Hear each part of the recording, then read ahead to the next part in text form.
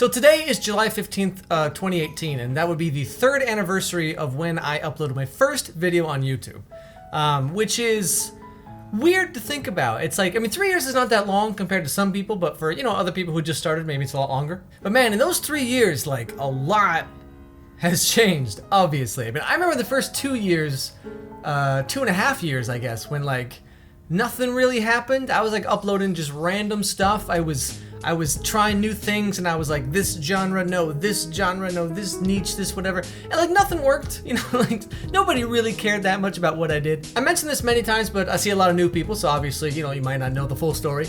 I remember when I uploaded the first Riverdale is a Mess video, the first cartoon I ever did. Like, I'd been doing these like serious kind of video essays with cool motion graphics and all this fancy stuff, mainly because it's like I was trying to teach myself how to do them. I had decided, I guess, I don't know if you can do that, but I decided that my channel was not going to grow, no one's going to watch, no one's going to care, so I might as well just try and learn something. I might as well get something out of it besides this idea that like, oh, one day I might be YouTube famous. Like, I kind of just decided that was never going to happen, or I accepted it was never going to happen, I guess I should probably say. So instead of just moping around about it, I was like, okay, why don't I try and learn something, or maybe make a cool like portfolio I can show some video editing team somewhere to get a job or something. Like, that was what I decided to do. And so for about 10 months or so, I did video essays, which were really fun for me, but again, not a whole lot of people watched them. And then I was gonna do a video essay about Riverdale season 2, because I had done one about season 1 like way back in the day. And I started watching season 2, and it was just so bad. It was so terrible. And I was like, okay, I can't make a serious like motion graphic video essay about something and just talk about how dumb it is. Like, this wouldn't make sense, you know? It is super hot in here, by the way. Like, Japanese summers, no joke. You know, I'd been seeing these like animation channels pop up. Like, you had Odd Ones Out, and you had like, you know, Draw with Jazza, and you had like Jade Animations and all these people, and I was like, oh, that's a cool idea. Like, I wonder if I could figure that out. I wonder if I could do my own version of that. And so I gave it a shot. I bought a little tablet, little Intuos Draw tablet. It's like $70. And I just kind of started to draw, and I was terrible at drawing. I was absolutely, if I go back and watch the first Riverdale's a Mess video, like, holy cow, like, wow. People watched that video. But anyway, I remember after making it, and I was like convinced that everyone was gonna hate it, because I've been doing these video essays up to that point. So like, to suddenly do this like really kind of crappy like cartoon, it was like, everyone's gonna hate this. It's gonna get like maybe 500 views, maybe 1,000 views, and then we'll all just move on and forget about it. And so I uploaded it, and I was really scared, but I uploaded it at 9 p.m. my time, and then I went to sleep because I'm old. And then I woke up the next morning, and just boom, I remember Twitter was just full of notifications. Everyone's watching my video. I got tons of emails. Everyone's like, this is funny, this is hilarious, do another one.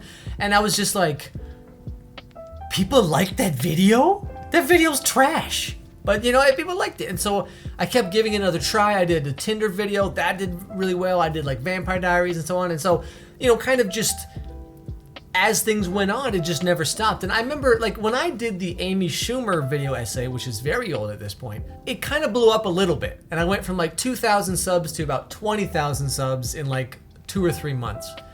And then it kind of stopped. It just flatlined, and like nobody cared anymore.